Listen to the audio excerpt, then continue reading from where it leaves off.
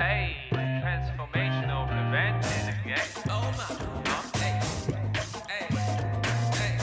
I know you love me, that's so comforting. Want you, you want me, take my hand and know me better. I know you love me, that's so comforting. Want you, you want me, take my hand and know me better. I know you love me, that's so comforting. But we are stuck except you take my hand and know me better. Hey, know me better, love me better. Hey, take me better, love me better. It's the transformational prevention show with Mute Olori. In many parts of the world, the extended family plays a very significant role in shaping a child's upbringing, offering support, wisdom, and guidance along the way. But in today's fast paced world, we've observed, and the question is, how relevant is this traditional model? Welcome to another edition of the program. My name is Mute Olori, and this is the Transformational Parenting Show, a program where we dive into issues and topics that are deeply rooted in parenting and, of course, society at large. So today we're looking at another deeply rooted issues, and that is the role of the extended family in a child's upbringing. I'll take a short break. When I come back, you'll be meeting my guest. Welcome. It's the transformational prevention show with Mute Olori.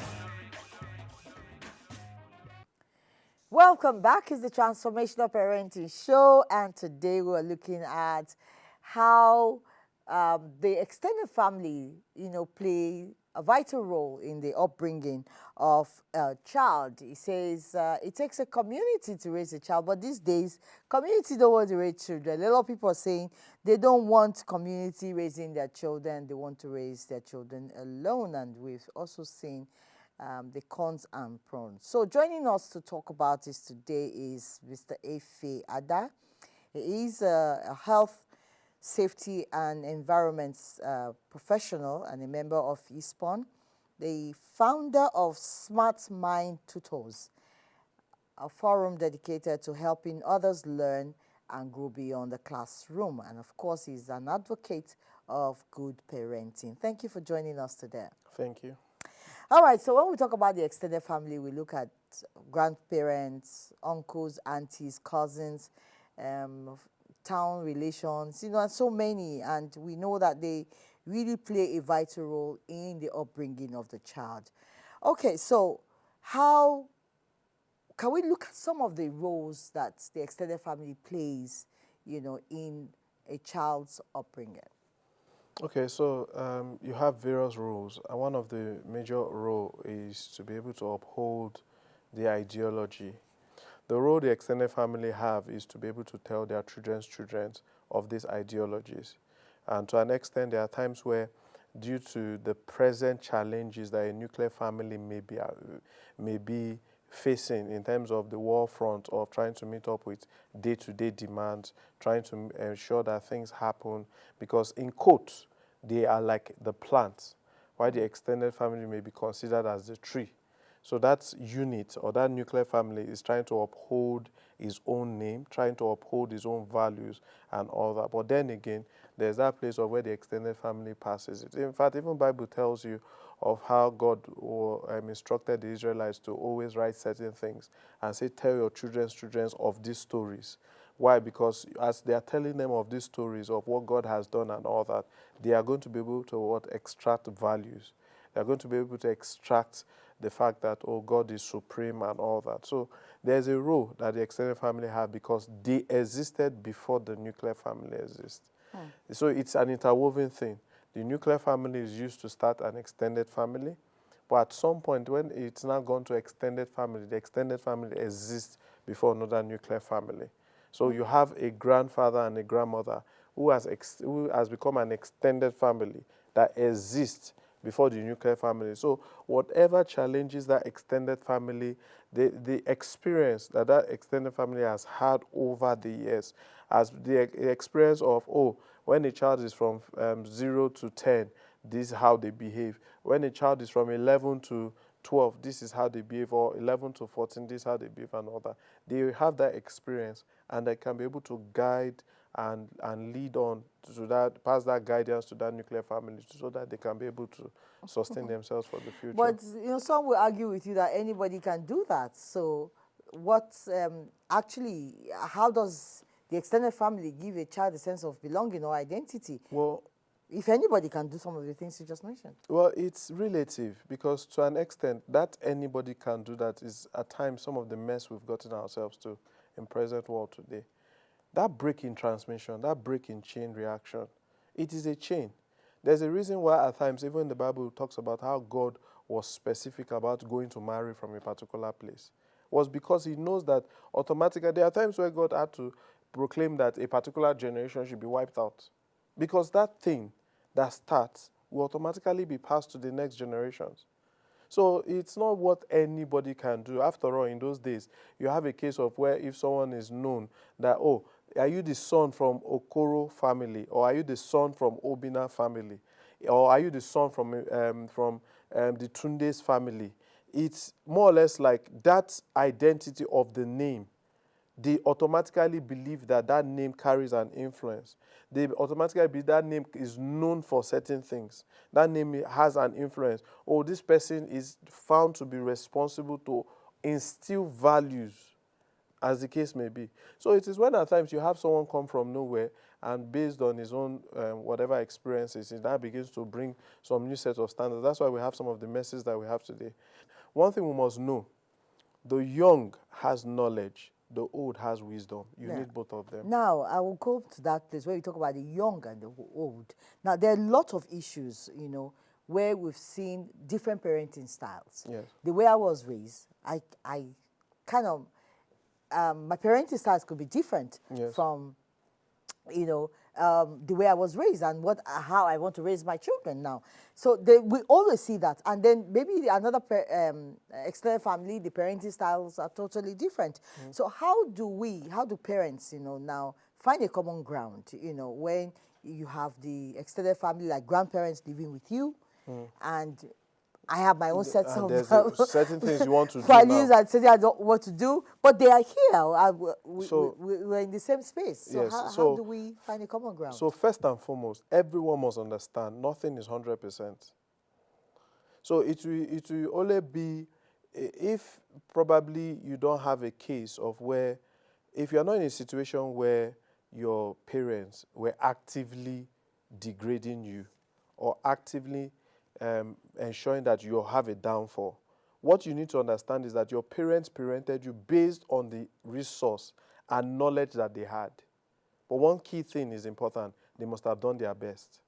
So it is now left for you to move forward, take the good path, mix up with your, in quotes, as I said, the young has knowledge, the knowledge you think you have, and take their wisdom and form your own new objectives as a nuclear family.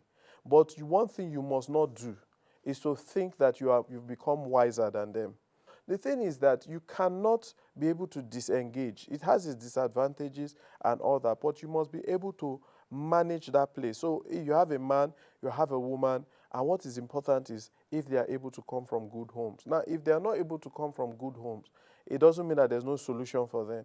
It starts with them knowing what is their challenges and what they need to improve. So if this comes from a good home, he takes the good things from his home. This person takes the good things from his home, and now those bad things, and to say, oh, we would not want these bad things to come into our new homes. You understand? It's just like when you may have a set of two kids exposed to a bad father. While one may easily say, oh, I have a bad father and I'm going to follow his footstep. Another one can say, oh, I have a bad father. I'm not going to be a bad father to my children. So they have choices to make, you understand? Even in today's world, you find out that people who become parents are always asking a question, how did our parents do this? because they are not seeing the demand. They are seeing things that they couldn't see at that childhood level, but they are seeing these things now, and they're like, how did they cope? You understand? So that makes you understand that there's a role the extended family has to play in terms of experiences. Does it have its negatives? Yes, it does. So let's look at some of these reasons why some persons will vow that when I'm married, I don't want an extended family in my home. You know, they no matter, let the heavens be coming down, they will say, no, this is what I want. I don't want extended family. I don't need them. So yes. what would lead to someone vehemently saying, I don't want to have anything to do with Yes, extended it's family? normal. You can't. I've had a personal situation of being interested in a lady, and I think when we were having a conversation, I was talking about how extended family was important in my upbringing due to the fact that I'd already lost my parents at a young age, and you can't be able to chase that. And at some point, I was like, okay, to an extent, there's a possibility of also returning that favor, which I may not predict, but I must be open-minded to it. And that person was like, okay, that felt like a red flag for her in quotes of, oh, I don't think I want to settle that, which I understand. Because I could easily come up with a closed mind and say, oh, this is a person that is selfish. But you've not heard her story. You've not known if maybe she was molested by probably an uncle who was trusted. You don't know if she was molested by a cousin. You don't know if she was abused physically in terms of domestic violence. You don't know about that. So it has its negatives. In a world where today, even God was able to say that he's surprised how desperately a man's heart is wicked, you don't know what's a man's heart. Because if you have a person who is irresponsible as a sibling to your partner, and your partner is condoling it, and somehow, that person comes into your house, that is an exposure. And that's why it's important that every nuclear family must be able to set the objectives and vision of that family. When you set the objectives and vision, every other thing follows, such that once you set it, any extended family that comes gets to know about this vision and objective. Oh, this is how we do things. This is how, oh, we go to church so time. It is because of what? You are not going to church because your function as a family is to go to church. You are going to church because there's an objective that needs to be achieved. We want a godly home, for example. We want a home that makes money. Every family has its different objectives. So every other person, oh, we want a family that is known to be hardworking. So that tells you that if everybody wakes up in the morning, you are doing your various house choices and all that, then you cannot have an extended family in form of a cousin or whatever thing is in the room and is stretching his legs and probably resting his legs somewhere. So there must be an objective cleared. So there has been negative situations. And one thing one must know is that you as a nuclear family have the responsibility to set the visions, the objectives. Then anybody that comes into your home must be able to align with it. And you understand? And especially when you have children, you have to be protective of them. Your experience, because I know that there was a time in your life that you became an orphan. Yes. And you had no choice but to live with relatives, or you had choices? No, I didn't have any choice. Yeah. All right, we'll come back and we'll talk about that. We'll take a short break. We've been talking about the role of the extended family in the child's upbringing, and we've been able to identify the cons, you know, and the pros of having them around. In as much as we talk about the beauties, we also realize some of the ills. But how do we create a balance? We'll talk about that when I return. Please don't go anywhere. It's the transformation of parenting show with Mute Olori. All right, welcome back. It's still the Transformational Parenting Show. My name is Muti Olori, and I have Mr. Efe Ada, who's been sharing, you know, some of his thoughts on the advantages of having an extended family that gives you a form of identity, preserves the family values and principles, and it's easy for just a seed or a tree, a plant that falls from a tree to recognize that I came from somewhere, and I can always, you know, go back to that source to find out how they have made it in life. But we also identify the fact that there are terrible experiences that people have had, and they would never, ever want to have the extended family around them, or the thought of it. But let's look at your story. You had, at a point in your life, you lost your parents and you became orphaned. and you had no choice, but to live with extended family. Share some of your experiences, while you were going through that journey in your life. Okay, so I'll put the two experiences in two phases.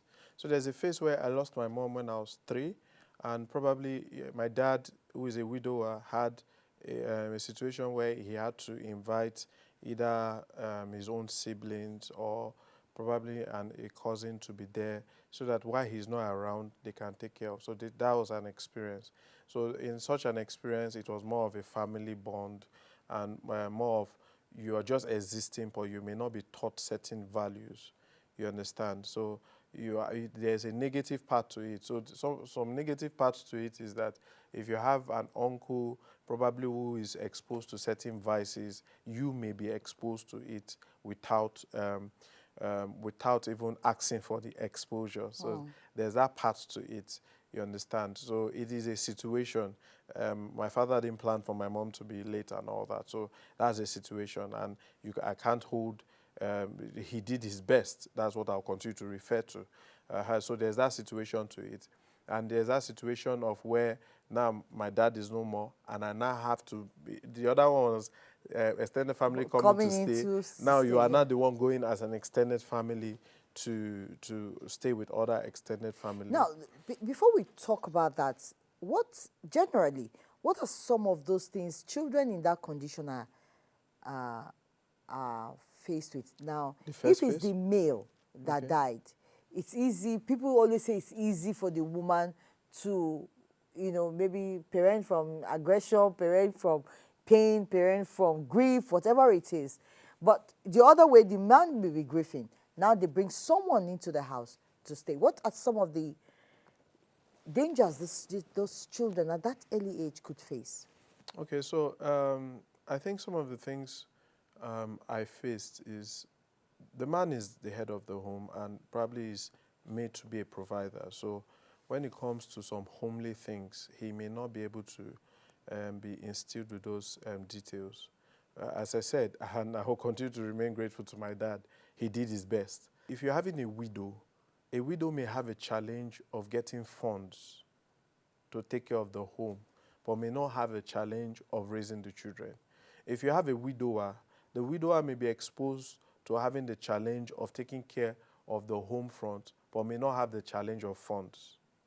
So these are interwoven challenges. So at a point, you will need the help of the extended family to come in. So I may state that having that challenge is such that one was exposed to certain vices, and where my dad may come, I may not know that, may not be informed about that. He may not observe about that, because then again he's trying to think of. And that's why I always say, if it takes 2 to give birth to a child, it really takes 2 to raise the child.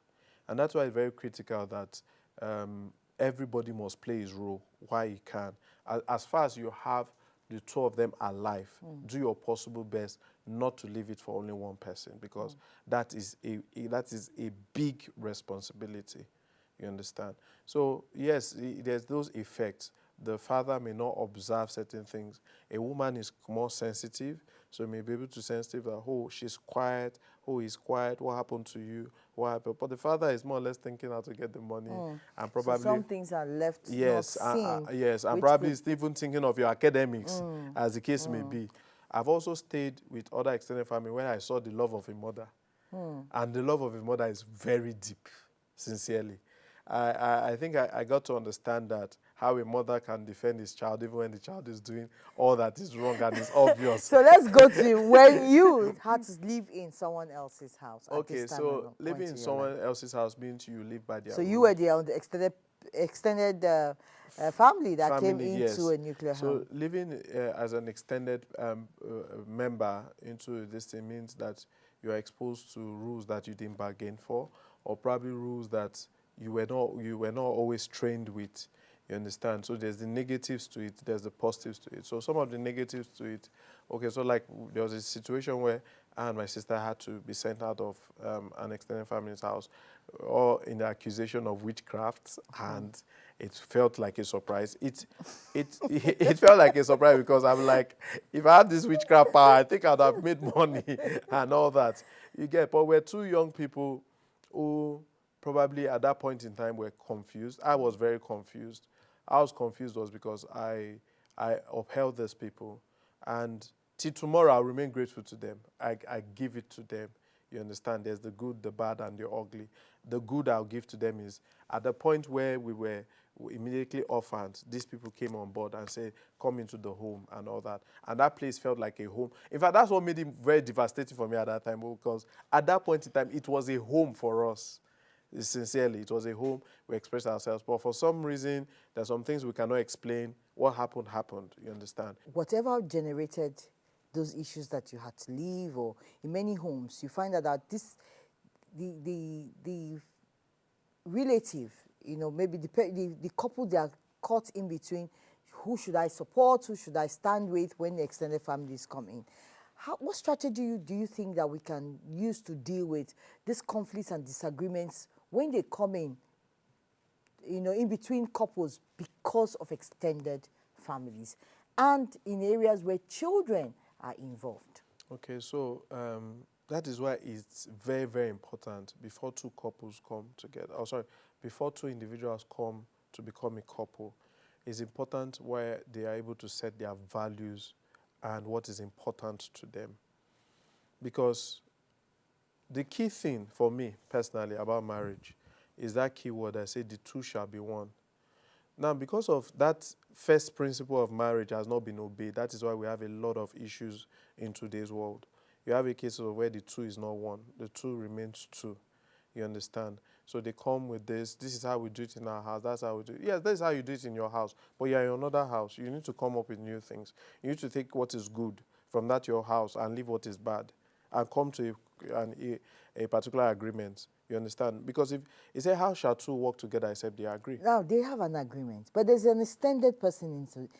There's someone else who is coming into their home. So one of the major agreements should be you are not welcomed into our house if you do not respect our values and objective as a family. It's a bitter truth, but it's a fact. You can't come and cause division in a home. So there must be that place of, we will manage you, but you cannot pass this boundary. It has to be like that. There's nobody that obeys 100% rules. But there's also that rule that says, once you pass through this place, you can't come back. So there must be that place.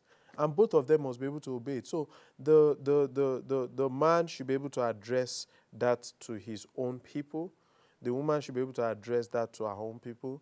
And they should be able to come together in unity of purpose to know that my family is your family is my family. Final word before you leave. Two sets of people I want you to maybe, from your experience, talk to. The one who is living in a home where, you're faced with these challenges, and the home, the person who does not have a choice but have to get an extended family into their homes. What advice do you have for this set of people? Okay, so the person who is living in a home where is due to situation and circumstances must know that realistically, nobody can treat you better than you treat yourself. That is a reality. Life is not a bed of roses. It doesn't give you what you want, but you only take what you want from it. I must understand that all these things are with time. So within that time, personally, what worked for me is knowing Jesus Christ. That's what worked for me, so I don't know about anyone.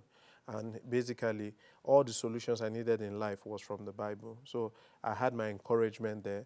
There was a part of the scripture that was an encouragement for me, which was, had they been they had known, they wouldn't have crucified the Lord of glory. If everybody within your sphere know that you are a great person for tomorrow, probably they'll be treating you better. Differently, yes. So just go with that heart. And to the person who is probably a caregiver, I think that would be okay to call them, or a guardian, they need to be careful, because when you become old, these are the same people that you are investing a seed in. If you invest a good seed, you reap a good harvest. If you invest a bad seed, you reap a bad harvest. And you don't know what level of impact you may be able to make. It's not hard, sincerely. It just requires you to be kind. And I say that because, for example, at times when I go home to my sister's place and I see how she treats the nanny, I ask a question. Was it that hard? Why? She treats the nanny with dignity, with this thing. But at times, we were not not always treated like that. I still give everybody their accolades sincerely, because one thing I can tell you is that we never lacked anything material, as the case may be, and whatever thing. But you can never have everything perfect. Have the love. Yes, that you yes, expect yes, from your yes. parents. So it's not that hard. Just be kind to them. You don't know where they will be tomorrow. Thank you very much for sharing with us. You're welcome.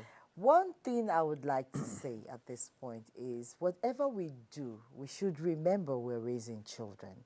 And the children will end up being the product of the kind of parenting we either give to them or to people around us.